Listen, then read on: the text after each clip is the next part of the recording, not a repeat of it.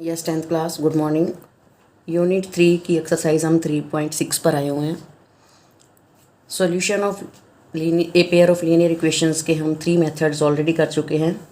First was substitution method, second was elimination method and third was cross multiplication method and there is last reducing method. आज हम reducing method को discuss करेंगे कि किस तरीके से हम गिवन इक्वेशंस को रिड्यूस करके हम छोटा बना के उन इक्वेशंस को सॉल्व कर सकते हैं।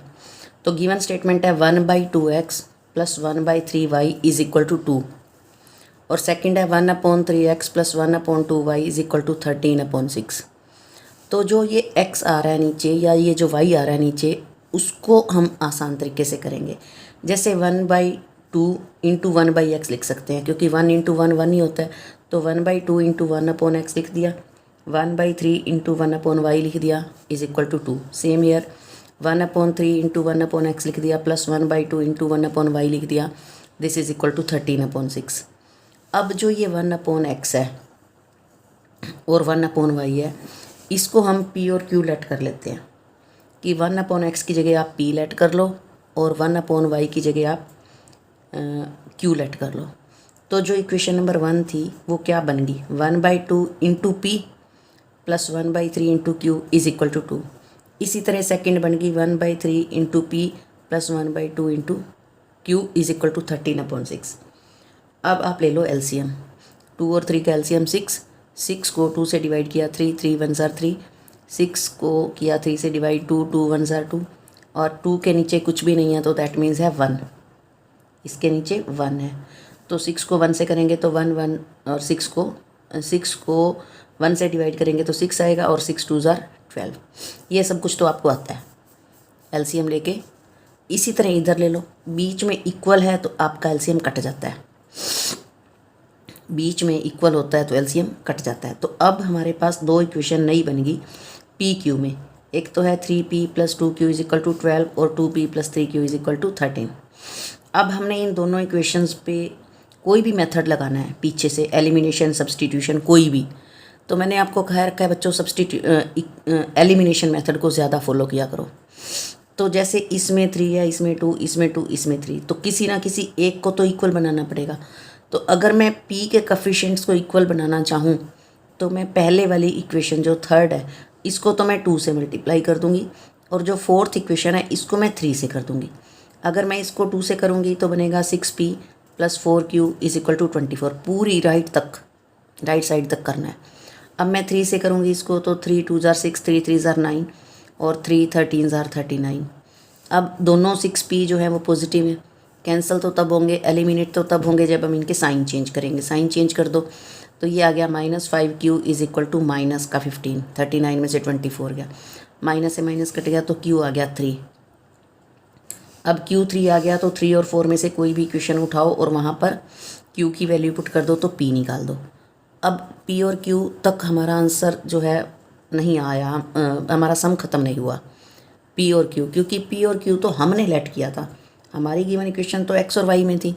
तो वापस आओ जहाँ से हम चले थे कि 1/x को हमने P माना था, तो वही 1/x को P, तो 1/x जो P का आंसर निकला है 2 वापस पुट कर दो तो ये 1 इज इक्वल टू 2x हो जाएगा, तो x is equal to 1/2। Same here तो y इज इक्वल टू 1/3। तो ये है रिड्यूसिंग मेथड कि 1/x 1/y इनको p और q की फॉर्म में सेट करना होता है इक्वेशंस को। और करवाती हूँ, थोड़ा प्रैक्टिस हो जाएगी, 2-4 सम हो जाएंगे तो आपको आने लग जाएंगे। अगला है 2/√x plus 3/√y is equal to 2 और 4/√x minus 9/√y is equal to -1। तो 1/√x को आप p मान लो। अब आप कहोगे 1 कहाँ से आया, क्योंकि जो 2 है 2 1 ज़ार 2 तो होता ही है, 1 तो सबका मल्टीपल होता ही है। तो इसी तरह 1/√y को q, तो अब की बार जो 2 है वो ऊपर है, पिछले सम में नीचे था, अब की बार 2 ऊपर है तो ऊपर ही रहेगा। 2p plus 3q is equal to 2 बन जाएगा और इधर 4p minus 9q is equal to -1 हो जाएगा। ठीक है।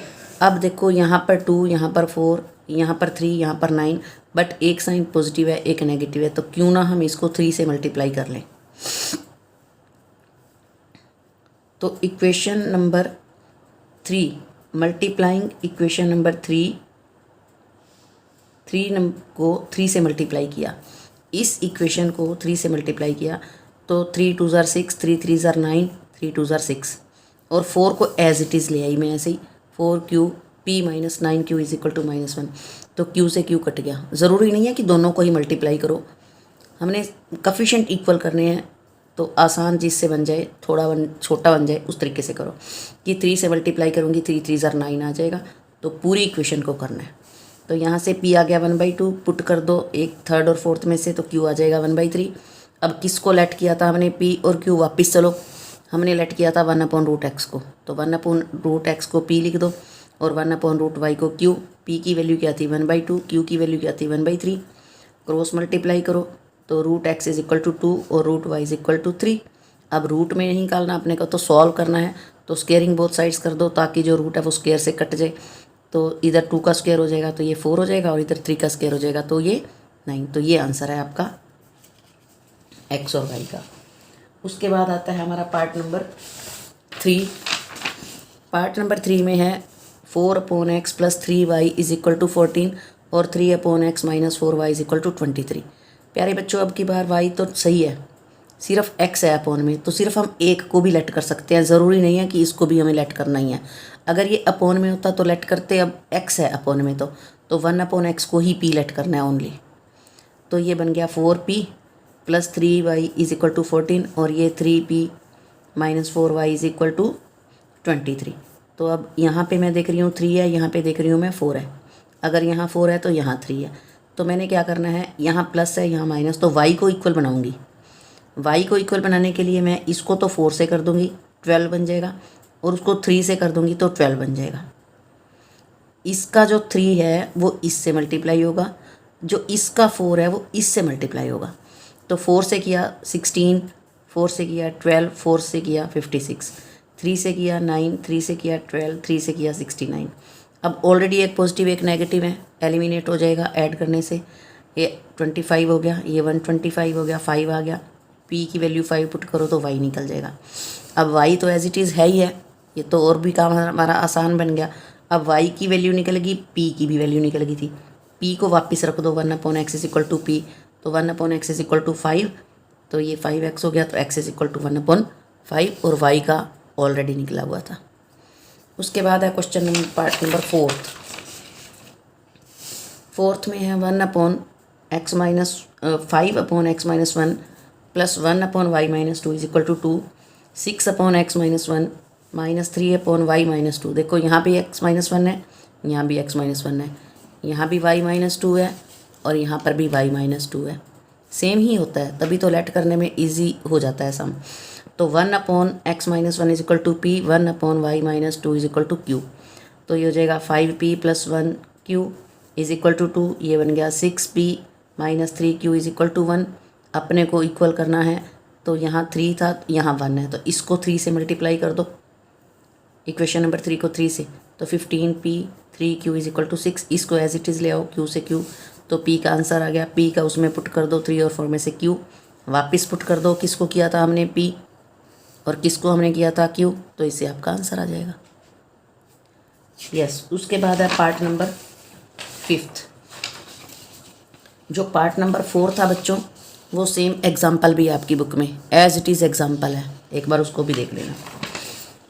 5 है, इसको ध्यान से देखना। 6 भी सेम ऐसा ही है, 7x minus 2y upon xy is equal to 5 और 8x plus 7y upon xy is equal to 15। इसका क्या मेथड रहेगा ये ध्यान से देखना है। इस 7x के नीचे xy अलग लगा दो, फिर माइनस 2y के नीचे xy अलग लगा दो, मीन्स इन दोनों के नीचे xy, ये एलसीएम लिया हुआ था, हमने एलसीएम को अलग अलग लिख दिया।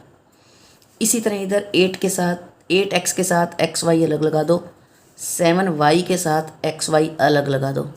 तो यहाँ से x कट गया, 7/y बन गया, यहाँ y से y कट गया, 2/x बन गया। इसी तरह यहाँ x कट गया, 8/y बन गया, y से y कट गया, 7/x। अब अपॉन में x और y वाले तो हम पहले ही कर चुके हैं कि 1/y को p पुट कर लो, 1/x को q पुट कर लो, आगे सेम वही का वही चल जाएगा और लास्ट में फिर वापस आ जाओ। पार्ट नंबर 6 में क्या है, 6x plus 3y is equal to 6y। पिछले सम में ये जो xy था वो नीचे था डिनोमिनेटर में, अब की बार इधर लिख दिया। इसी तरह ये 5 के साथ xy लिख दिया, तो कोई फ़र्क नहीं पड़ता। 6x प्लस 3y के नीचे ले आओ, xy को ले आओ, क्योंकि ये ऐसे तो मल्टीप्लाई करते हैं हम। अगर ऐसे मल्टीप्लाई कर सकते हैं तो ऐसे डिवाइड भी कर सकते हैं, इधर भी ला सकते हैं। तो हम xy को इसके नीचे ले आए।